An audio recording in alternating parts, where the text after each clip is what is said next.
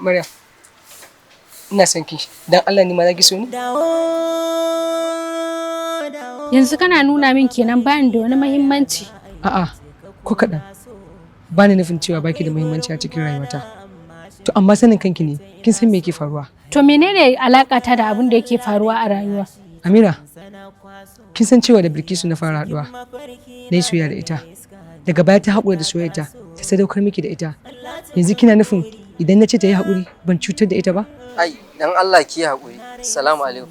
Wa alaikum assalam. Dama waye ga maka cewa ana yi wa soyayya gayya. Ni kaɗai zan je ne yaƙin neman soyayyata. Insha Allah kuma na samu nasara. Zan zo in baka mamaki. Ai har yanzu ma mamakin nake ta yadda dare ɗaya Allah kan yi batu. To ai ba sai da dare Allah yake bature ba. A yanzu nan ma idan Allah ga dama zai kirkiri bature. To wai halicci duniyar ma gaba ɗaya idan ba Allah ba. Balanta na wani bature. Ban taba soyayya ba sai da muka haɗu da shi.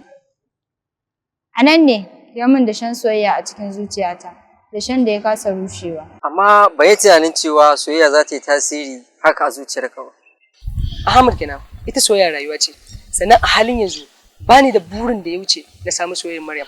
Kuma insha Allah a yau din nan zan same ta. Insha Allah za ka samu, kuma ina yi maka fata alkhairi. Mutuncin mace ya fi gwal kuma ya fi zinare tsada. Dalilin ta kuwa Allah bai halitta mutuncinta da kowa ba sai mallakinta. Haka zalika ana iya haƙar gwal da zinare cikin ɗan lokuta kaɗan.